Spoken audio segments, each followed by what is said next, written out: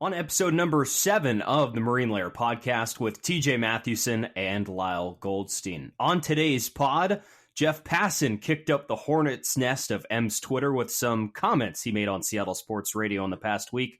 There's some interesting things to look at with that. We'll each pick out a present to put under the Mariners' tree this Christmas. Our free agent profile of the week is former White Sox outfielder AJ Pollock.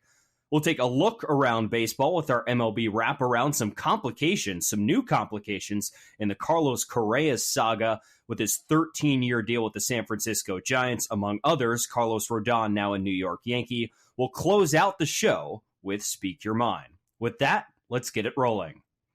And we welcome you into this episode number 7 of the Marine Layer podcast on Tuesday, December 20th, the final episode before Christmas. Dog, how are we doing?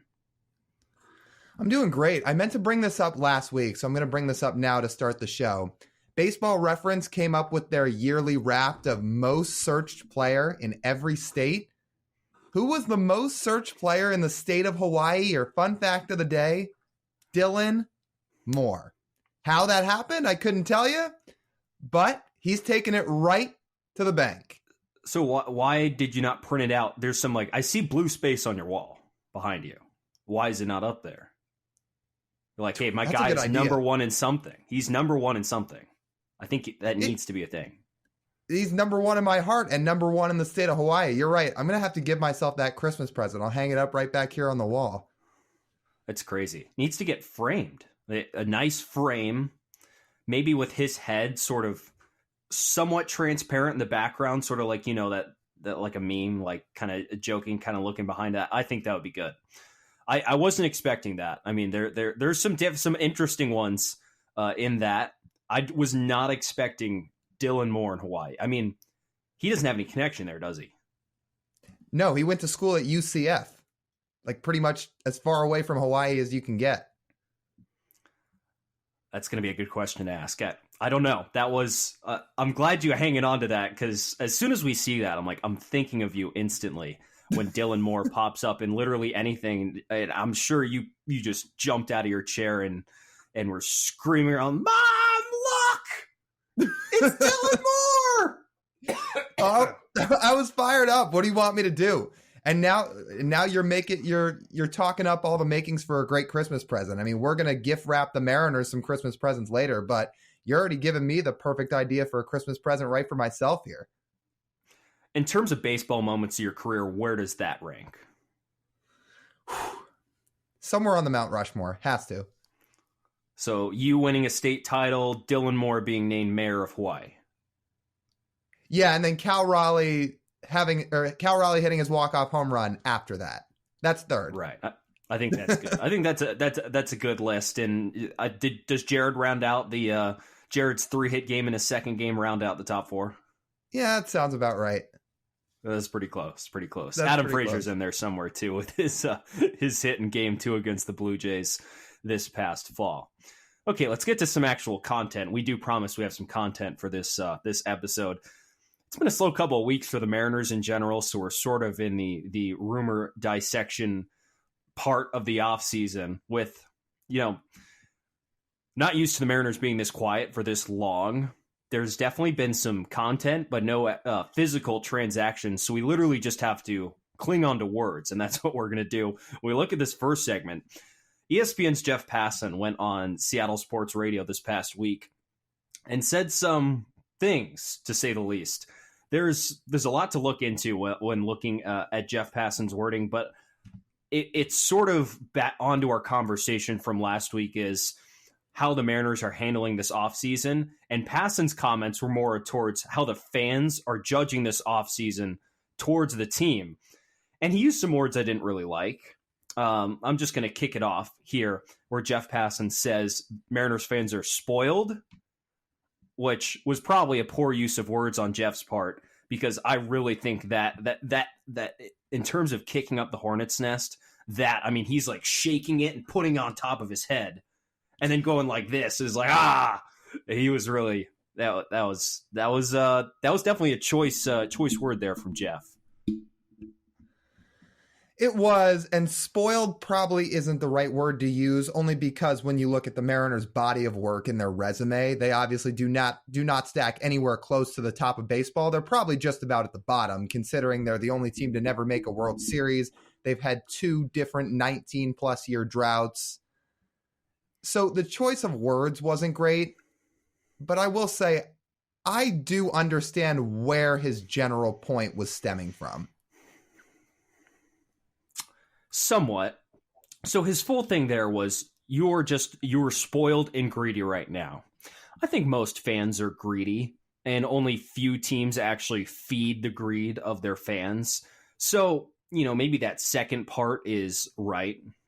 But as we talked about last week, we're not going to get into last week's conversation. If you want to go check out our short form stuff, YouTube Shorts, Instagram Reels, TikTok, I think we cut up a lot of our best stuff with that. Or if you want to go back to and listen to last week's episode number 6, we talked about it for about 20 minutes of how the Mariners are handling this offseason. And Lyle and I seem to be on just probably a different page with how exactly they're handling this offseason.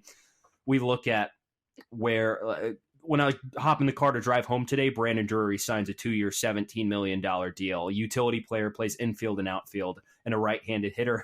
Something that the Mariners said, and Jerry Dipoto was like, oh, we could use someone like that.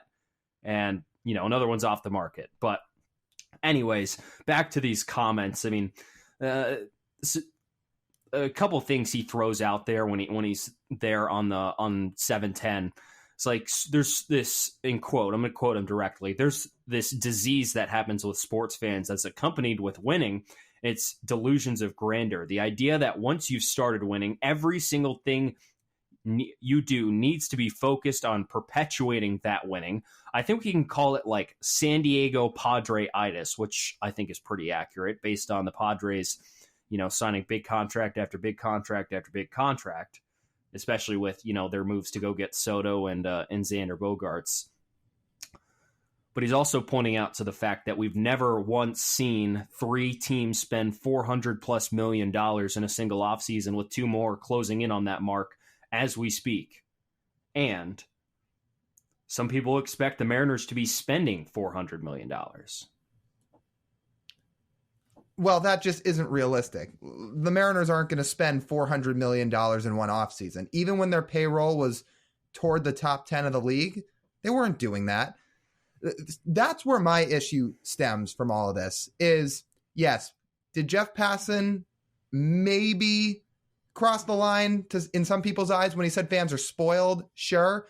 But the line that really resonated with me is when he said some of the thinking and the takes have really been outlandish this offseason. That I agree with. If you even spend 5 seconds on Mariners Twitter, it is outlandish. It's okay if people want to pick their battles, and there's certain guys they really want, but you will see the contingent of Mariners Twitter just unleash their fury after every single free agent is signed, including this afternoon with Brandon Drury. It happened again. It happened the other day with Justin Turner, who has no positional fit on this team. The Mariners have a great third baseman. So that's where I start to roll my eyes is if you want a Carlos Correa or a Trey Turner, sure. But when after every single bat signs somewhere else and everybody wants to scream about it, that's where I kind of have to draw my line. I was like, this is getting a little ridiculous. And he does put it into context. It's easy to forget about the Julio contract, the Castillo contract, trading for Teoscar Hernandez or trading for Colton Wong, signing Trevor Gott. I'm not seriously putting Trevor Gott in there as someone that you're amping this offseason up on. But again, I'm just going to take the side of there's a lot of talk about what we talk about things in steps per se. Let's do this. Let's get into this, right? Where you talk about you take a step forward, right? With every offseason. So the Mariners in 2021 take a step, and then this season they take a step into the playoffs, and then this next year you're like, okay, what is a step? 95 wins, 97 wins. That's a step. That's showing your progress. And what you've said, if they win 95, 97 games and don't sign another bat the rest of this offseason, then what are we complaining about? But now we can only speculate at this time of what actually is going to happen because they haven't played any games yet with this current group of guys. I just think there's a lot of reason to believe there's going to be improvement from a lot of guys on this team. Between Julio should get even better, Cal Raleigh could get even better, Eugenio Suarez could honestly get even better, just to name a few. George Kirby is another. Also, if you look at the way the playoffs have been trending in the last few years, I'm not saying the Mariners should shoot to win 88 games. But a lot of the postseason, as we've learned throughout our lifetimes and really in the last handful of seasons, it's really just all about who's hot. Nobody expected the Phillies to get to the World Series this past year. Nobody expected the Nationals to win in 2019. Nobody really expected the Braves to win in 2021. Those teams all got hot. The Mariners could finish second in their division again and just get hot in the postseason. That could have happened here in 2022. They just ran into the best team in baseball. So could they beat the Astros in a best-of-5 series? They could. It's going to be tough. But I think, like we talked about last week, that splashing on all these free agents does not always equate to titles. So he was asked about the free agent signing. He says his first instinct goes, when he said the question was asked to him, should Seattle have made any of these superstar signings? Like, his first instinct always goes towards starting pitching because in the end, that is what wins in the playoffs. That's what holds up over the course of a season, is who's healthiest on the mound and in the bullpen. And he says he looks at the Mariners rotation. He's like, yeah, well, I think they're pretty well set there. I would also agree. My next big thing goes towards power. And I would say, yeah, they do have pretty good. They have a good amount of power, but I think they would have been better if they went after Turner, Correa, or Bogarts. And yet, would you have done any of those three deals? And Passan was like, probably not. I know you agree. I mean, me, if I think it from a strictly fan perspective that I don't have to pay out of pocket, I'm like, well, maybe, sure. But knowing how the Mariners front office thinks, it's like, well, I know they're not going to do it, so I don't know why I'm going to waste my time thinking they're going to do it. So just, a number of things. And that was, among the more reasonable things he said when he was on there. But, you think about it. I mean, $300 million is a lot of money, and 11 years is a long time to be on a roster. Not every team would be willing to take Cano's contract off the books for you. Thank you, Mets. To bail you out of a long contract. And another thing to put into perspective is, we talked last week about Jerry's positional player signings. Those long contracts that were all in the Mariners books were not signed under Jerry Dipoto, which I usually forget that. I know he was hired at the end of 2015, but even though he inherited those players, he didn't sign them. I mean, Cruz signed for a year, and then that whole front office managerial group, Lloyd McClendon, Jack Z, all got canned with that. So that's all inherited stuff. It is, but look at all the contracts that were signed before Dipoto got here. Like, which groups had more success? That's what I can't get about some of these Mariners fans. And that's why I kind of agree with Passan when he's saying some of the takes have been outlandish, because what Mariners fans basically want is to go back to 2005, which, if you remember the 2005 Mariners, they bring in Adrian Beltre, almost won the MVP. They bring in Richie Sexson. That's big pop. Ichiro's in his prime. Everybody's happy. This team's going to be unbelievable. Oh, wait, they won less than 70 games. Like, I'm just saying, right? Everybody wants to shell out all this money and thinks that's the perfect solution, like end all be all. You go get Trey Turner, lock it in. This team's going to be perfect. And yes, Trey Turner would objectively make them better. But look at back when they spent all that money. Was that equating to success in Seattle? No. We'll move on to our next topic here in a second, but just one last thing on his comments here, Lyle. The question of do the Mariners have to operate like a mid-market team? And the answer to that is absolutely not, and the Padres are proving it all, right? You look at the Padres, that is an outlier amongst all outliers of mid-market teams. The Padres are the 23rd market in baseball, right? You think about their quote-unquote market is like a 90, 45 miles up from the Mexico border, north in California, and then over into like the desert of Arizona. That's essentially their market. That's all they have. And they're still out here handing out these unbelievable contracts. So they are showing that if there's someone there willing to spend that money in a mid-market, you absolutely can do it. And he references the Mets. The Mets now have, Steve Cohen with their payroll and such. And now the Mets signed Ottavino today, so they have, I think their payroll's up to about $360 million, which is just absolutely bonkers to think about. But he clarified when it was the Mariners payroll, he says, okay, listen, it is increasing every year. That is a fact. It increased from 20 to 21 and then 21 to 22 and has increased again from 22 to 23. However, if the Mariners payroll stays stagnant and does not grow, then you have a legitimate gripe. Which makes sense, and I agree with, right? Their payroll has gone up. I think it could go up more. You think it could go up more. Everyone thinks it could go up more. But it has still gone up about, $30 million from where it was last year at this point, which is good, right? $30 million is a significant amount. And you would expect as the team gets better and, hopefully one of these years while they're good, they get 3 million people in the doors at T-Mobile Park, and they can really use that revenue. But right, if it stagnates, then we have more legitimate beef, and we would revisit this next offseason. If the payroll doesn't go up over time, yes, there's a reason to be mad. And just one final reminder, we're talking about the Mets. I seem to recall the Mariners having their season last a little bit longer than the Mets did. Mets lost in the wild card round. Seattle didn't. It's just perspective. I'm not saying I'd be mad if they spent all this money. I'm just saying the reaction on Twitter and the reaction among Mariners fans these days, it does seem like a little much, but everybody's entitled to their own opinion. We have some opinions on where the Mariners could go from here. It's Christmas time.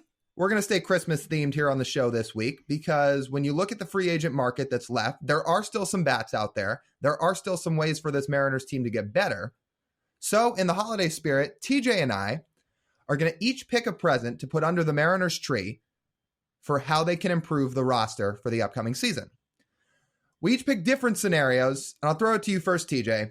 What is your Christmas present to the Seattle Mariners? So mine, I'm sitting here thinking last night when I'm prepping for this show, it's like, really, what would make the Mariners most happy? I'm looking through the list of free agents, and like we've talked about, the free agent list right now is really barren. And I'm like thinking of a trade. I'm like, well, there's some obvious trades we've already thrown around, but I don't know if I want to really regurgitate one of those because I like some more fresh content here. So then I'm looking within the organization of what I think would be best for the Mariners and what would make the Mariners most happy. And it just kind of clicked. I mean, how happy would the Mariners be if Matt Brash turned into a decent to good fifth starter for this upcoming season? Think of how much that clears up the Mariners roster if you have Brash slide into that fifth spot and look really, really good. Think about that. That would be great. Chris Flexen is serviceable. Marco Gonzalez is serviceable. But if Matt Brash turned into the starter that they thought he could be in the minors, that is a rotation that is absolutely lethal. Matt Brash in the minors, we go back to 2021 when he was in Double-A. Again, it's Double-A. It's not the major leagues, but in 2021 in Double-A as a starter for the Arkansas Travelers, Matt Brash had a 2.13 ERA and a 3.25 FIP in 55 innings as a starter in the, now last level of the minors that players usually go to before they're called up to the big leagues, unless you're, a unique case of needing to go play in AAA. A lot of guys will make the jump straight from AA, and that's what Matt did. So, he's proven he can. He pitched, I think, a little bit under 100 innings that year, but, his walk rate was a little bit under 4 walks per 9, which for a guy with his mechanics is serviceable, but the strikeout stuff was really good there as well. We saw in the big leagues this past year when he was a starter, there's a couple of problems. He was getting crushed, but more importantly, his fastball was getting absolutely obliterated. So we saw him this offseason working on a cutter, which I think helps out with his ability to start, because it's sort of it's a different shape than his fastball. I went looking into his fastball numbers, and his fastball numbers, even as a reliever, were not great. I mean, it's sort of a flat fastball with not too much life on it. As hard as he throws it and as violent as it is, it's not the, extra life fastball on it that you hear. Like, it has that great backspin on it that makes guys swing under it. It's more of just sort of a flat fastball, and that's why guys were crushing it so much. So when you can add a different shape in terms of a cutter, it helps out a lot. And most importantly, for a guy who doesn't really have a changeup, he threw 8 changeups this past year. That cutter will help him get lefties out and go through the lineup more than one time, which is important for a starter. I felt like Brash's issue as a starter was more about command than getting hit around. It never felt like he really got crushed around when he was in a starter's role. I thought it was more just he had to throw more strikes. I think that's the biggest key, right? Like, obviously you want your fastball to have life on it, but if you throw it as hard as Brash does, you can still get swings and misses. When you get into triple digits, yes. But when you're only going, 96, 97 as a starter, that's more hittable.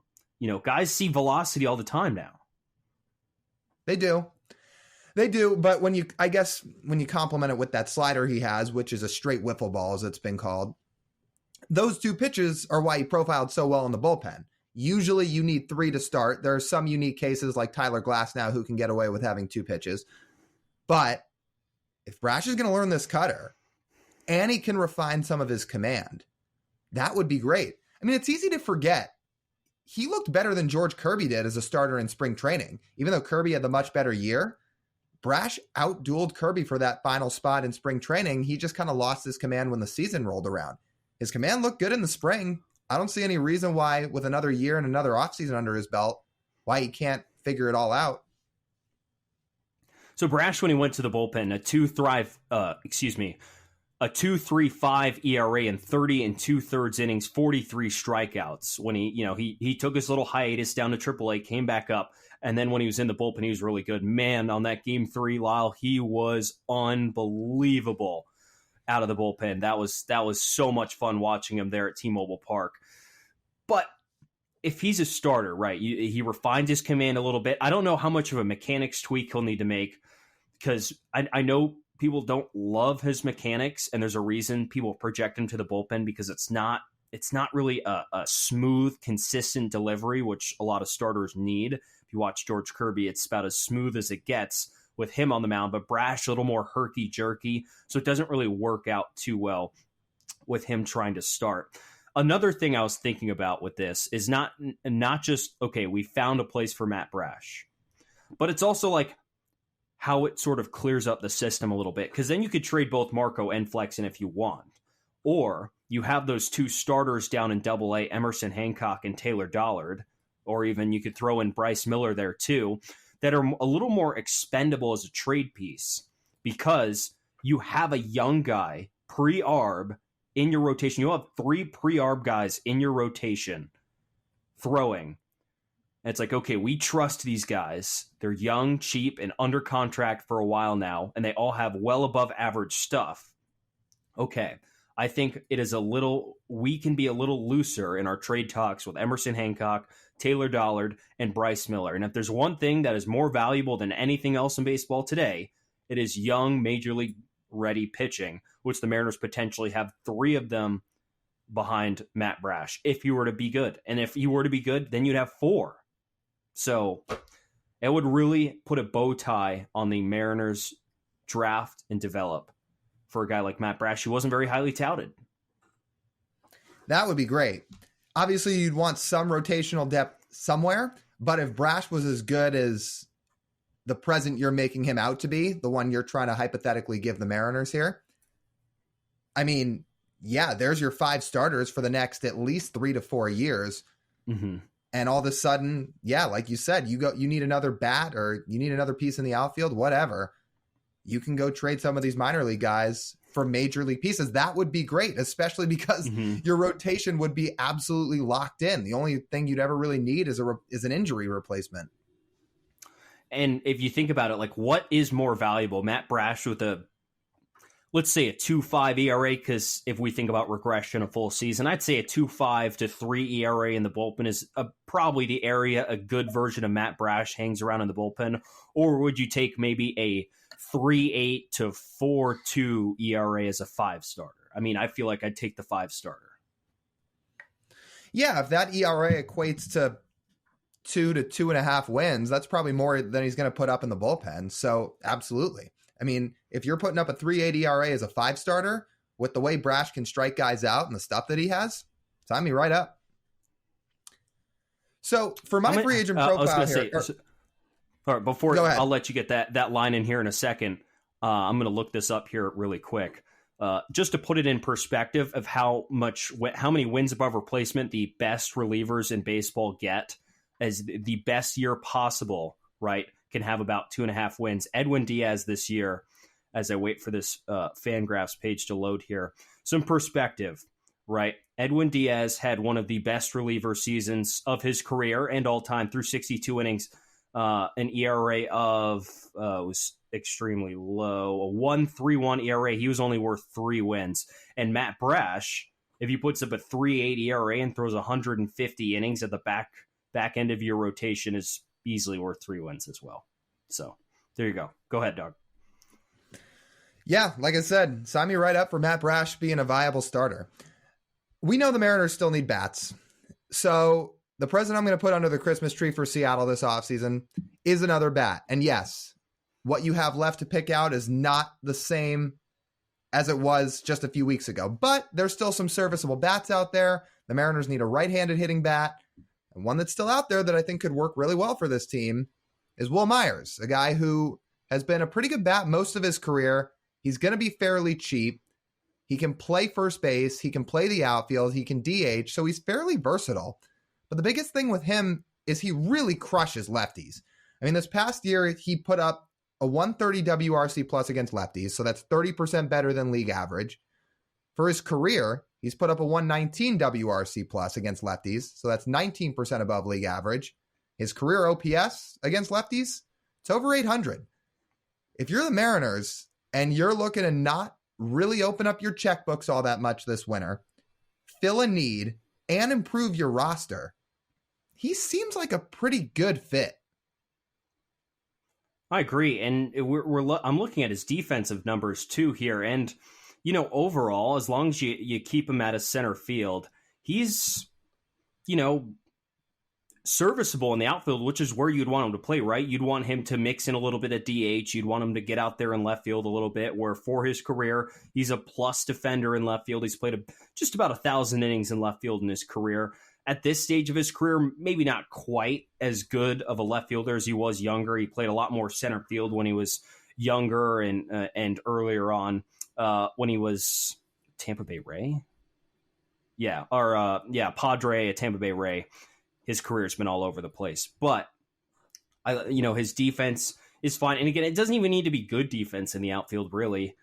We sat through a whole season of Jesse Winker in left field. I think we'll take pretty much anything else in left field to get it done. And you always have Jared out there in left, which we're planning, because it seems at this point it is going to be someone to pair with Jared Kelenic in left field. That is what it's going to be.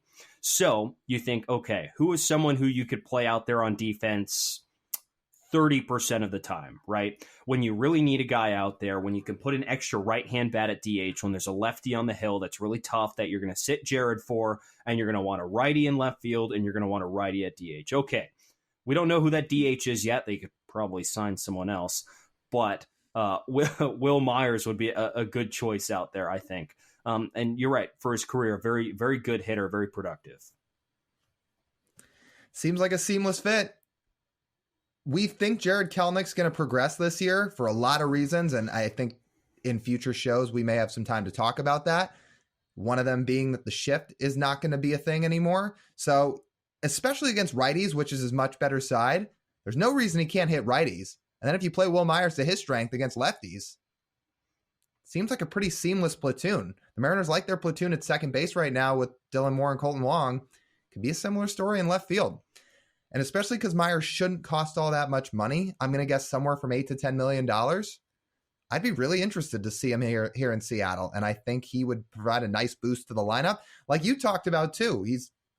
You can slot him in a DH a little bit, but he can play some first base. Ty France needs some days off from first base, which he probably didn't get enough of this past year. You can put Myers at first. Right, and it wore him down. We saw it wear him down towards the end of the year. A couple of guys you had to play pretty much every day, Cal Raleigh and Ty France at first, because there's really not as much depth behind them to do. So, yeah, I do like the idea of Will Myers. It's good, and he seems like a fun personality and a good fit. So that'd be good. And he's got the classic look with no batting gloves on, which I think would work out really well. So that'd be good. I would approve of that present. I think Jerry would be happy with that. And he, as we think, works with the budget, I guess. We're thinking of what the budget is right now and how much wiggle room Jerry has left on his off-season, spending sheet for this. And you would think $8 to $10 million would be right within the budget, as we're assuming right now. But who knows? We don't know the books. But that'd be good. Will Myers in left field. Another guy who could be a left fielder as we look at our free agent profile of the week. Former White Sox outfielder AJ Pollock, Lyle, is a similar profile, a little bit better defense, a little bit more speed, even though it's been trending in the wrong direction as he ages. But another guy who hits left-handers supremely well, and a guy who's just a year removed from one of the best seasons of his career, AJ Pollock. I'm a big fan of what he could bring to this team. Very similar to Will Myers. He's a little bit older, that being Pollock, just because he's in his mid-30s now. Myers is closer to his early 30s. But Pollock hits lefties, and if the Mariners really want to platoon out in left field, he'd be the right guy for it. His season as a whole was not great, but when he was facing lefties this past year, he was really good. He put up a .935 OPS versus left-handed pitching. I mean, who's going to complain about that? So my only thing with AJ Pollock, we're here talking about monetary dollars. He turned down a $13 million player option, which made me raise an eyebrow here. Maybe he envisioned the market would be a little more favorable to him and someone would want him as a bounce back candidate. But he declined a $13 million player option for a $5 million buyout and opted to hit free agency. Maybe he didn't like the White Sox. I honestly don't know. He was traded there right before opening day of last year for Craig Kimbrell, part of that trade. And he was relatively healthy this past year, but sort of an underwhelming season at the plate. He only had a 92 WRC plus overall, didn't even slug 400. And this is a guy a year removed from a 297, 355, 538 slash line and a tied career high in home runs. I mean, that's sort of the upside you're buying into. There have been times in the past, too, where the Mariners have taken chances on guys who were coming off a down year, and it worked. Pollock could be a guy just like that, especially because his track record is really good the last 5 seasons. I mean, before 2022, he had an 800 OPS or better in 4 or 5 seasons, and the only time he didn't reach 800 was 2019. He was at 795. He's been a pretty consistent bat most of his career. He is likely not a guy where you're kind of up in the air about him. You don't know what you're going to get. No, you know that AJ Pollock's going to put together good at bats. He's going to provide some pop. He can hit lefties. And again, he's probably not going to cost a lot. It's a guy that, is he going to wow anybody if they sign him? No. Is he going to put up a 6-win season? No. But he can provide some value to this team and add some offense, which they currently need. Yeah, I think so too. And another plus, maybe because of the fact he'd be willing to sign. I mean, he already signed once as a free agent on the West Coast. And he spent all but 1 season of his career in the western part of the United States. He started his first handful of seasons with the Arizona Diamondbacks, his first 7 years to be exactly, 2012 to 2018 with the Diamondbacks, and then 3 years with the Dodgers, where he had 3 pretty good seasons. So there's just a lot of, there's a lot of easy links, I guess, with the Mariners and AJ Pollock, which I'd like to see. At this point of his career, used to be a center fielder, but would be more than welcome to playing a corner outfield spot Looking at his defense, it's a little, I guess, interesting. Outs above average doesn't really like him that much. His defensive runs saved in left field, actually. 752 innings in left field this past year was +4 defensive runs saved, so slightly above average out there in left. So you could have 2+ defenders in left, a plus defender in center, and then Teoscar Hernandez in right. Is just, yeah. But, I think you would be okay with that, right? If that was the defense you were getting. The good news is the Mariners need a left fielder. Center field, they've got that covered. Right field, they've got that covered with Teoscar Hernandez. What they're looking for is somebody to platoon with Jared Kelenic. That's going to be the left fielder. So the good news is, does Pollock profile well in the other two spots? No, at least not defensively. He profiles well enough in left field where he can hold his own out there. If his defensive runs saved are still in the positive, I think you have to take that and put it right in your back pocket, because you're not asking him to win a Gold Glove. You're just asking him to not be Jesse Winker out there. And he can definitely play some serviceable left field. So I think that's a positive for the Mariners, especially because, again, fitting the narrative here, along with everything we've already talked about with him, he shouldn't be that expensive. I know you said he turned down the $13 million player option. That is kind of a head scratcher. I would guess now he'd probably get maybe half of that. I'm guessing somewhere from $6 to $8 million. It's a little puzzling, yeah. Again, maybe he just didn't like Chicago. Again, he spent most of his career on the West Coast, so maybe he just wasn't a huge fan of Chicago. Another kind of red flag I saw with AJ Pollock, he said 3 hamstring injuries over the last 2 seasons. He only missed 10 days with a hamstring injury last year, but multiple hamstring injuries over the course of 2 seasons, and that's not really the type of stuff that goes away as you get older. So that's something to keep an eye on with AJ Pollock. But if we're, again, just talking about fit with AJ Pollock, I like the idea of AJ Pollock in left field. One more point to make here before we wrap this segment up. Mm-hmm. If they are still interested in a Bryan Reynolds trade, which it sounds like from what we heard this past week, they are, they could sign AJ Pollock to a 1-year deal. And if they trade for Bryan Reynolds, Pollock can still be a really good bench bat. So even if he is signed with the idea of platooning him with Kelenic, if you go and get Bryan Reynolds, Pollock can still come off the bench and provide you some good at-bats. So there's a lot of different things he could do for this team if they decide to sign him to a contract. Or why don't you just stick him at DH? That too. Like, who's starting DH on opening day right now? Is it Sam Haggerty? That's exactly what I'm saying. You don't have a DH. So I don't know if we're really at the point where we're going to be like, well, it's not really a fit on the roster. It's like, well, there's a gaping hole at DH right now. It's a shame that Abe's not there to take any at-bats now. Oh, yeah, I'm shedding a tear. Easy fix. Look, this is where we're at in the offseason. You're not going to sign any MVPs at this point, but you can still get some value. AJ Pollock could be a guy who provides exactly that. Let's transition here into our MLB Wraparound. Our first topic here, TJ, things have gotten a little bit interesting today specifically. Shortly after we got off the air last week, Carlos Correa signed with the Dodgers. He inked a huge contract, 13 years, $350 million. All of a sudden today, when he was scheduled to have his press conference, it was all of a sudden postponed because now there's a medical red flag. First off, what did you think of the contract? And 2, what do you make of this recent news? My thoughts on the contract. Holy shit, that's a long contract and a lot of money. Yeah. But something the Mariners are never going to do. Absolutely. They're never, with this regime, they will never sign a 13-year contract. I mean, they'll probably never sign a guy to, I know Julio's contract is long. That's sort of the exception there. They're never going to sign a free agent to a 13-year contract. Wow. I know the Giants went into this offseason with the plan to spend money. They were going to give a boatload of money to, it sounds like, one of 2 guys. They were either going to back up the Brinks truck for Aaron Judge, or they were going to take that money if they didn't get Judge and go get Carlos Correa, and that's exactly what they did. So they did what they wanted to. Brandon Crawford's aging at shortstop too, so a guy that could be the face of their franchise, and a team that has plenty of money to spend, they actually go spend it.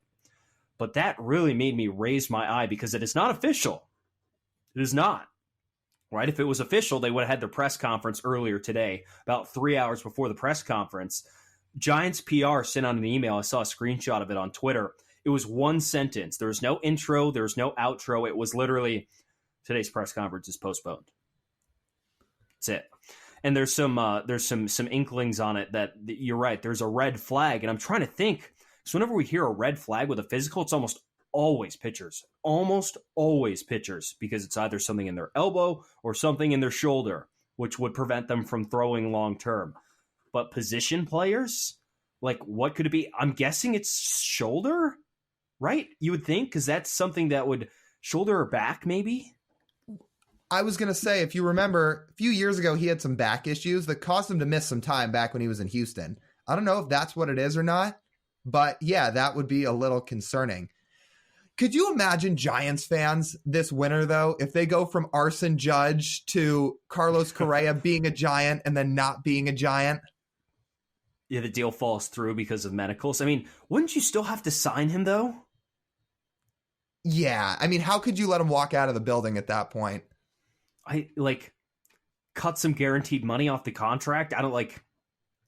You can't just let the guy walk, because then you end up empty-handed, because you could have signed anyone else, but you chose to go after Correa, and the medicals scare you off. I mean, this is some NFL stuff where this happens. It's crazy, really. And the thing is, Carlos Correa is coming off 3 of the healthiest seasons of his career. Yeah. This man in 2016, I think it was 2016, 15 or 16, played 150 games.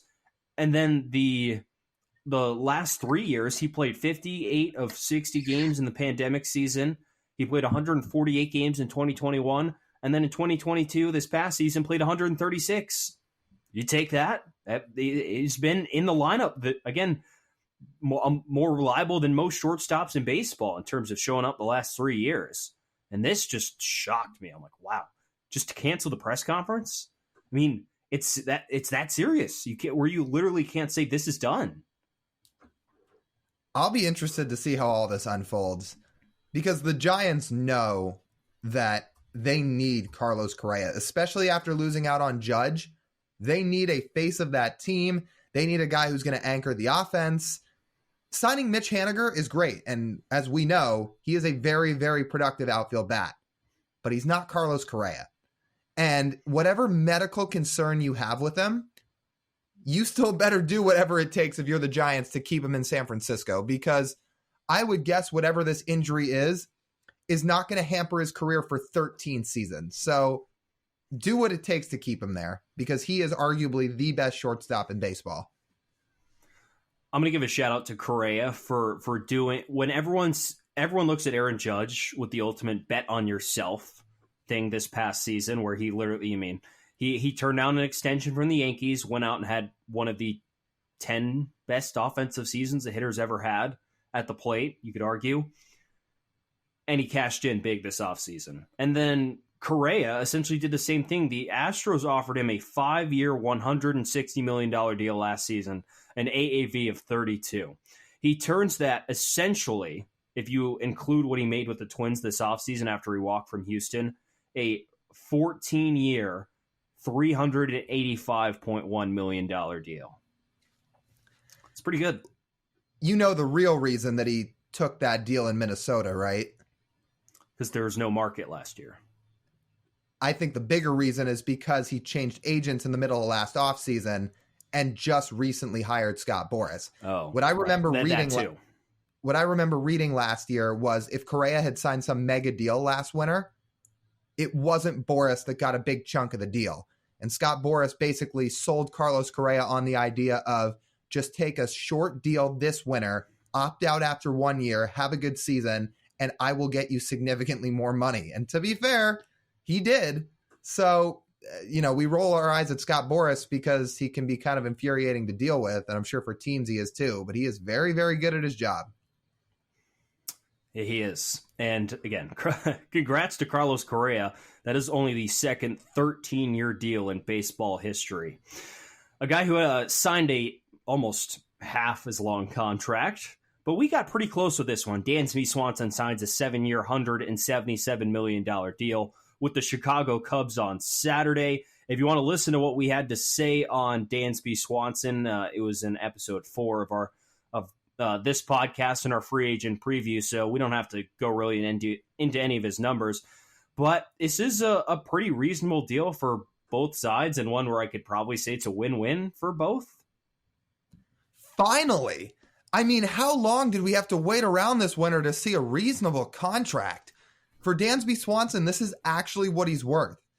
Is he as good as guys like Trey Turner and Carlos Correa? Probably not, but he is very good. He had a huge walk here, and he got market value. 7 years for $177 million is what he's worth. So it was just a little refreshing to see somebody get a reasonable deal.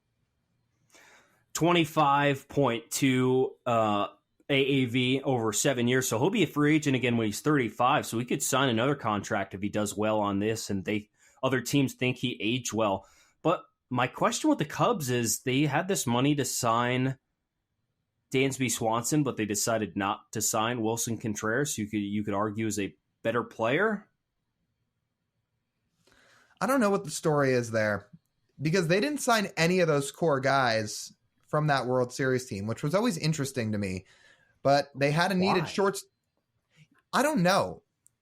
I mean, to be fair, that Chris Bryant contract's not really working out so far. I mean, it's only been 1 year, but he was really injured. Rizzo's been pretty good in New York. Javi Baez has not been very good in Detroit. Maybe they saw something. Maybe Jed Hoyer preferred a guy like Dansby Swanson to some of the core of that old team. Could be.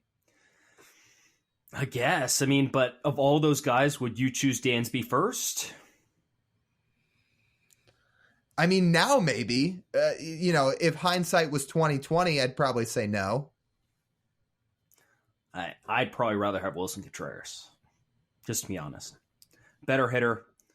Both playing are the two most valuable defensive positions. You could argue Dansby's a better shortstop than Contreras as a catcher. I know the Contreras brothers aren't really known for their defense that much, but having a hitting catcher is pretty valuable. And Wilson Contreras isn't signed for an absurd amount of money. 5 years, $87.5 million. It's 17.5 a year. It's it's not that bad for the Cubs, who draw really well and are a big market, as much as they like to say they are not as big of a market as people think. So there's that to think about. There is, but that middle infield in Chicago is all of a sudden going to be pretty good, because Nico Horner had a great year last year. He slides over to second base. Dansby's going to play short. So the Cubs do get better. Even if they lose Contreras, they still upgrade their roster. So that should provide some pop both on offense and some really high quality defense. It also just made sense for both sides, between the Cubs really needing a shortstop. They wanted to bring in a star. Dansby's looking around at the market. That was one of the few teams left that needed a guy at the 6th slot. Also, his wife plays professional soccer in Chicago. There was just a lot of reasons that was a fit. I wasn't that shocked to see him go to the Cubs. Lyle, if this was the Mariners, would you approve this deal? Yes. I mean, I had to think about it there for a second, but for $25 million a year, I think I would. Because what they say is one WAR equates to about $8 million.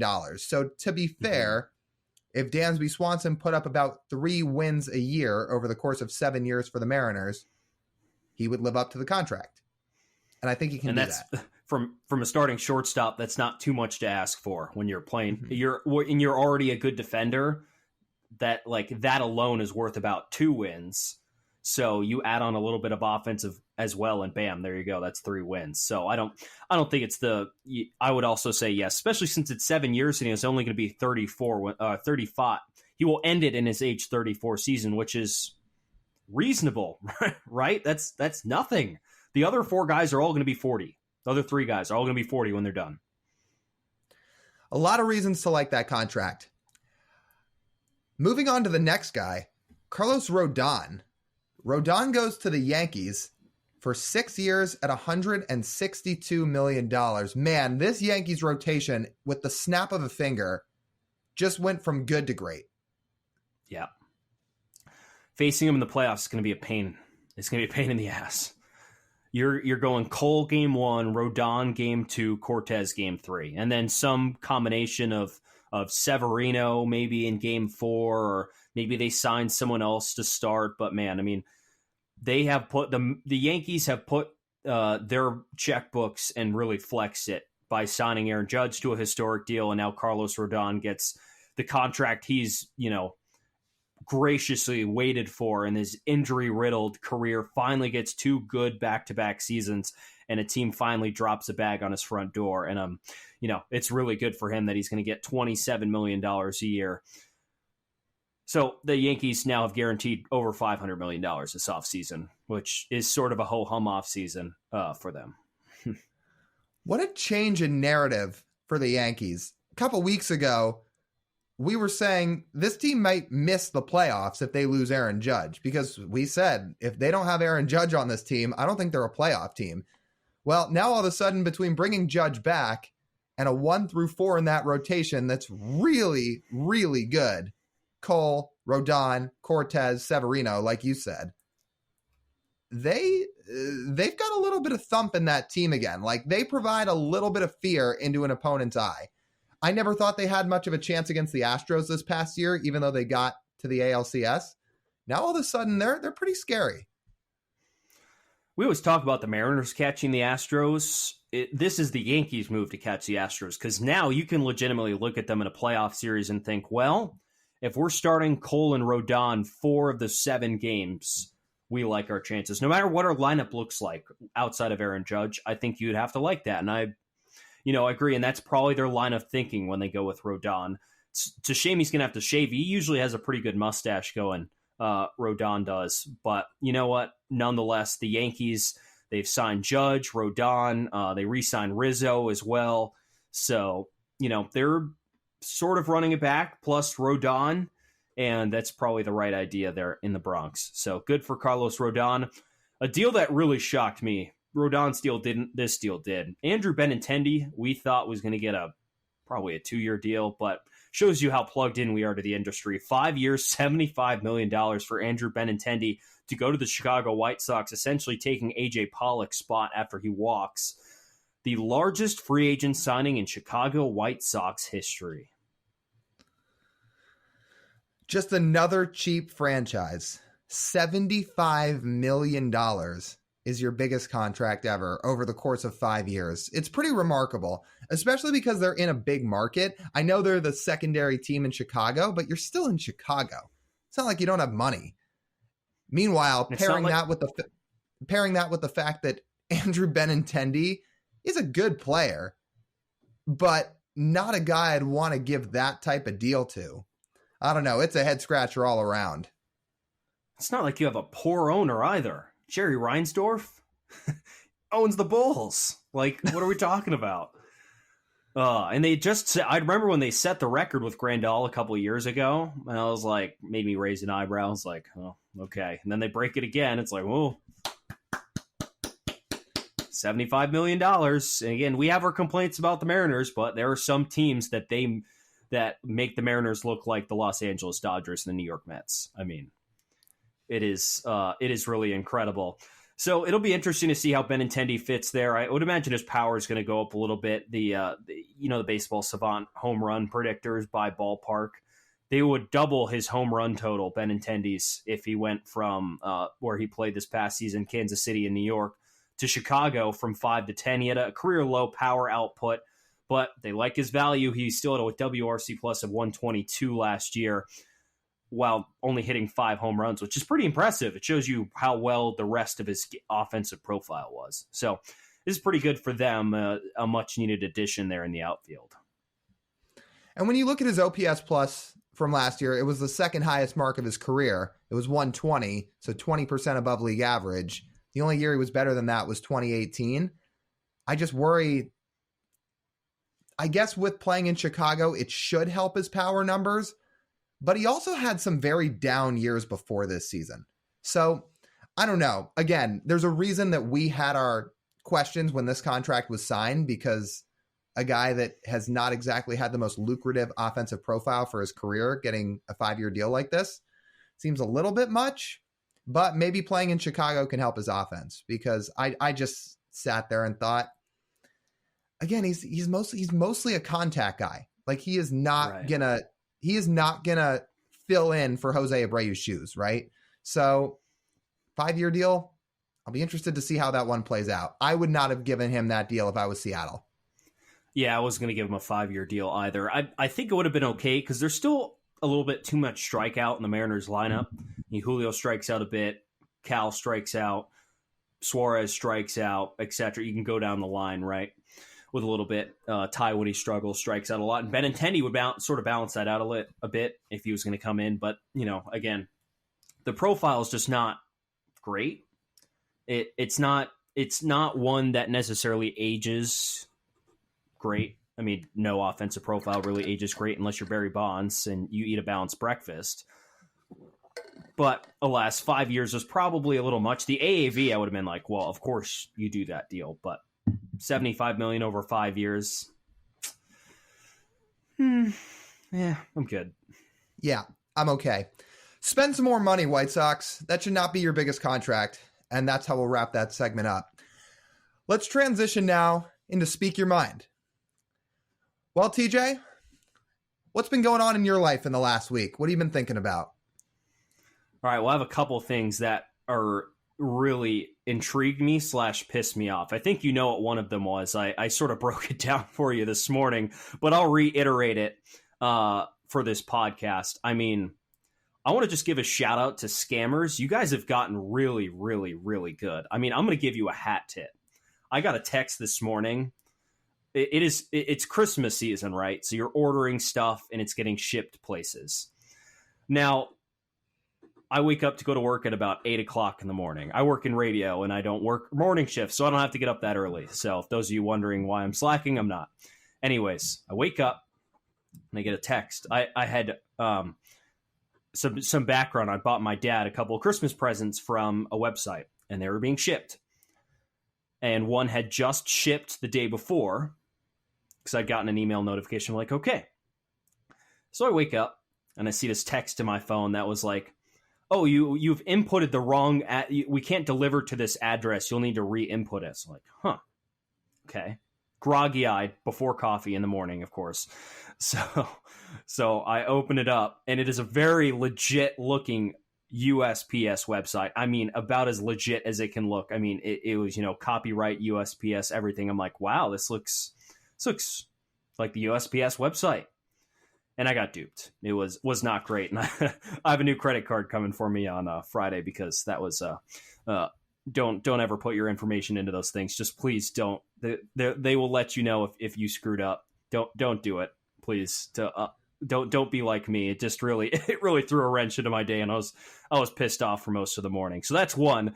But the thing that really caught my eye this week, Lyle, you saw this, and this sort of surfaced on Twitter over the weekend, which really made me laugh. So there's this Chiefs fan, the Kansas City Chiefs, called Chiefsaholic.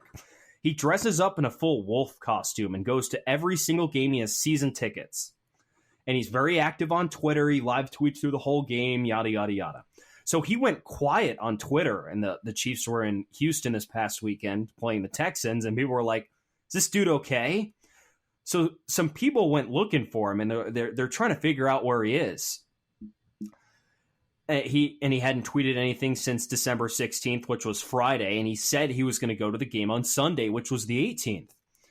So people were doing some research, yada, yada, yada. And some people did enough digging, and they find out he was arrested for a bank robbery on Friday morning. So some context to this. So he apparently had been robbing banks for quite a while to fund his season tickets and his gambling on the Kansas City Chiefs. And there was another picture that popped up here on Twitter that we saw that was him robbing a bank in the same Wolf's mask that he would wear to the stadium with the same red hat on top. And I was like, oh my goodness. And where he was arrested in Bixley, I think it is Bixby? Which place is this? It is called a tiny town in Oklahoma. Where is it? Bixby? Somewhere in Oklahoma. Oh, yeah, Bixby, Oklahoma. There we go. Which is directly on the way from Kansas City to Houston, where he was driving for the weekend. So he must have thought he would cash up a little bit to go to the stadium. I thought that was hilarious. I could not believe that was a real story, but it seems like it actually was real. That a guy would rob banks to fund to be and also manage to be a public Twitter figure of an NFL team. I thought that was hilarious. And then the Wolf mass bank robbery was the cherry on top. I was just waiting to see something get released that this story was fake, and it never was. I don't know how. I mean, and the fact he was wearing the full costume is just nuts. Oh, it was fantastic. Well, maybe it can be the Chiefsaholic curse this weekend if the Seahawks get a victory over Kansas City somehow. Yeah, it could be, man. They could use that the good vibe. Imagine if he was like driving on his way to Seattle too. Hopefully he wouldn't rob a Seattle bank. That would be unfortunate. Yeah. But yeah, maybe he'll send the Seahawks some good luck from jail since the Chiefs didn't try and bail him out. I think his bond's set at $200K, Lyle, if you want to start a GoFundMe. Yeah, I don't know if I can help too much with that one. I don't know about you. What's on your mind, buddy? Okay, so I've got two things. One, with it being the holiday season, I don't really know what to ask for as like presents for the holidays. This has happened a few years in a row, and I don't know if this is an age thing or if it's just me. But when people ask, what do you want? I just don't really have answers, and I don't know if I'm alone in that or not. I don't think you're alone in that. But like, because like when we're young, we want toys, right? But like toys now are like, oh, cool, I got a new like lamp for my desk. It looks super cool. So when I get home, I'm like, wow, that looks fantastic. But that's why I always just say, yeah, just give me like money or something so I can go buy something myself that I see. Because I honestly don't know what you're going to buy me. Yeah, and that's what I kind of default to. But I just feel like I'm in a rut because I get asked every year, oh, do you want anything? And I'm always like, well, not that I can think of off the top of my head. So I'm glad to hear it's not just a me thing, and maybe it's an age thing with being in your 20s. And my second thing is I got knocked out of our fantasy football playoffs this past week, and that was a real shame. What makes it even better is who I lost to, because if you're listening to this podcast, you might know who he is. I lost to Matt Scheffler in fantasy football, who, if you don't know who he is and you don't follow Mariners minor leaguers, he's currently a catcher in the Mariners system. It was his second year in the system. He just finished up a season in Double-A Arkansas. He's a longtime friend of mine. We play in a fantasy football league together. I lost. My team totally flopped. It didn't have a great first week. We play in 2-week-long playoffs. And then for the final week of the semifinal, it went even worse. So yeah, I was a little pissed off to lose. He wasn't shy to let me hear about it. And he left a comment on our Instagram page too, saying, say something about fantasy football. So this is me acknowledging that I lost. Well, I'm glad you came clean and acknowledged it, Lyle, because the thing about my fantasy leagues, I got knocked out in the first round in one, and then two of them I was terrible. You know, one of them I'm legitimately tanking. I have the number one pick in our dynasty. You're not in the dynasty league, but the rest of our friends I tanked, and I won one game all year. I am currently slated for the number one pick. In another league I'm in with my brother, I think I won 3 games, even though I think I outscored the people in the playoffs above me, which was really unfortunate, but all part of fantasy football, unfortunately. I just need to draft better. I need to pay attention more during the week. I mean, I'm probably the least active person on fantasy football during the week. I mean, I legitimately won't look at my team from Monday till Saturday night. So maybe occasionally on a Thursday at like 4:30. Yeah, I mean, for me, I went 10-3. Regular season, I finished first in the league, but that went out the door real quick because that's even worse. 2 weeks went by and I'm done. Is this the 2 QB league? It is a 2 QB league. So Mahomes had a good week, but nobody else did. So it's a shame. Yeah, how about Mahomes this week? Man, he was good. That all-time performance, really. But couldn't carry your team, unfortunately, there, buddy. I know. So another year bowed out. You hate to see it. That'll just about wrap us up here on the Marine Layer podcast for this week. if you want to see more of our content, well, there's a bunch of ways you can follow us. If you want the audio podcast in full version, you can subscribe or listen on Spotify, Apple Podcasts, Google Podcasts, Amazon, or wherever you get your podcasts. If you want the video version, you can watch on YouTube. And for our short form content, we're on a bunch of different places. Instagram, TikTok, YouTube Shorts, and we're on Twitter. Give us a follow on all those accounts at Marine Layer Pod. For TJ Mathewson, this is Lyle Goldstein. As always, we thank you so much for tuning in. We'll talk to you next week.